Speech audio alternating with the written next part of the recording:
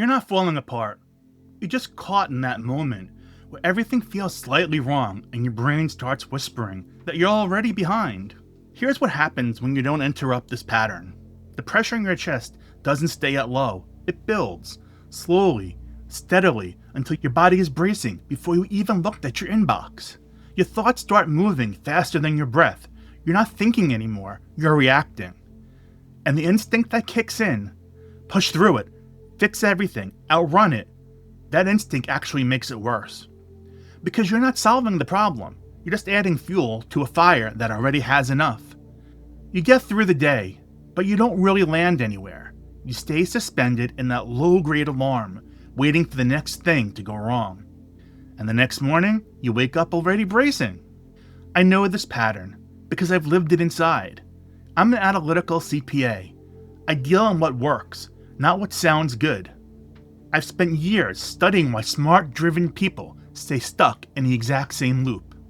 And I've been that person at noon, feeling the pressure building behind my ribs, running the same broken calculation. If I just fix enough things fast enough, the anxiety will have nothing left to cling to. Believe it or not, that calculation never worked. Not once. What actually works is something older and simpler than anything I found in a spreadsheet.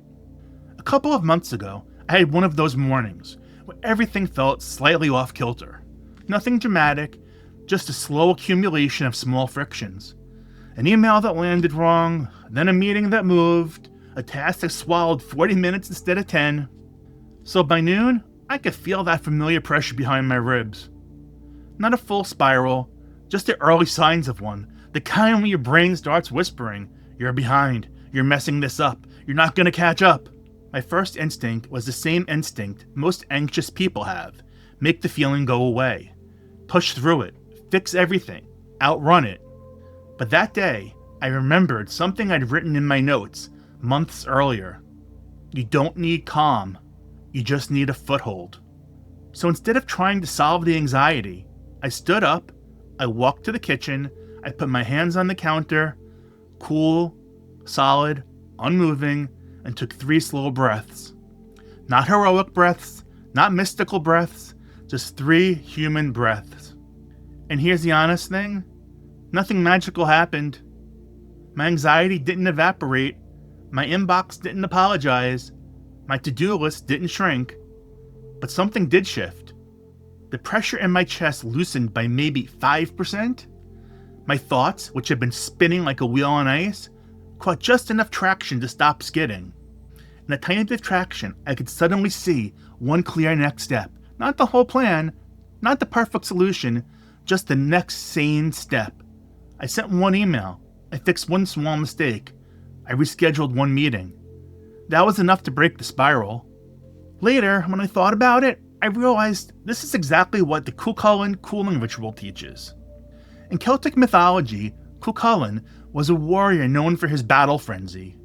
When his inner storm threatened to overwhelm him, the druids taught him a cooling ritual. Not to eliminate the fire, to cool it just enough that he could think again. 3 breaths, return to himself. Here's the part most people miss about how anxiety actually works. When the pressure starts building, your body isn't malfunctioning. It's doing exactly what it was built to do. It's scanning, it detects something, an email that landed wrong, a task that slipped, and it flagged it as a threat. Your chest tightened before your mind even knew why. Your thoughts started moving faster. Your breath shortened. And then the instinct kicked in. Fix it, outrun it, push through it. But that instinct, the one that feels like action, is actually the thing that keeps the wheels spinning. Because you can't think clearly when your body is in protection mode. The thoughts aren't moving towards solutions. They're circling, scanning, looking for the source of the threat. The wheel on ice doesn't need more speed, it needs traction. And traction doesn't come from fixing everything at once. It comes from giving your body 1 moment of something solid to stand on. That's what the cooling ritual does. It doesn't erase the storm, it gives you ground. Here's the technique the druids taught Cú Chulainn, and the one I use now. 3 breaths, 3 images. Breath 1, imagine cool water being poured over your shoulders. Just that, cool water. your shoulders dropping slightly, the temperature of it. Then breath 2. Picture the wind moving through the ancient oaks. Not a hurricane, not a dramatic wind, the slow, steady kind that moves through old trees and doesn't ask anything of you. Breath 3. Feel the ground beneath you. Solid, old, steady. Not a metaphor. Literally feel whatever surface is under your feet or under your hands right now. That's it. 3 breaths, 3 images under 2 minutes. And look, I want to be clear about something. This isn't a relaxation technique. It's not asking you to feel peaceful. It's not asking you to stop the anxiety. It's asking for 5%. That's all. Just enough loosening in your chest that your thoughts can catch a little traction. Just enough space between the signal and your reaction that you can see what the one next step is. Not the whole plan, not the solution. The next sane thing. Cold water over your shoulders, wind through the ancient oaks, solid ground beneath you. And then, one thing, not everything, one. When you practice this, not once but regularly, something starts to change. Not dramatically, not all at once, but you start to notice the pressure building a little earlier, before it reaches your ribs, sometimes when it's still in your shoulders. And that earlier awareness gives you more time, more space between the signal and the skid. Your body starts to learn that when the pressure builds, there's something you can do that isn't panic, something that doesn't require fixing everything immediately. The wheel catches traction a little faster each time.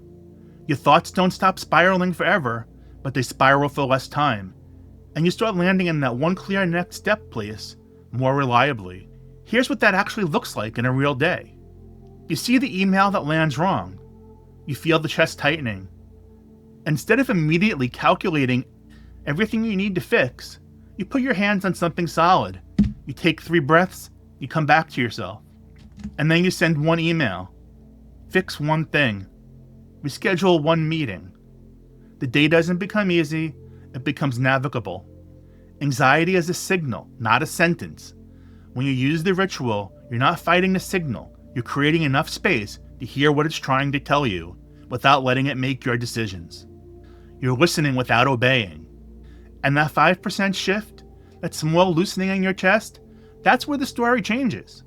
Not because everything got fixed, but because you stopped being swept away and started steering again.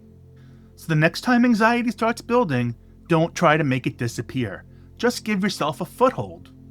Cool water over your shoulders, wind through the ancient oaks, solid ground beneath you, and then take the next sane step. If you want to go deeper with this kind of work, check out the description. I keep my current offerings there, the things that actually help you work with your mind in a real, grounded way.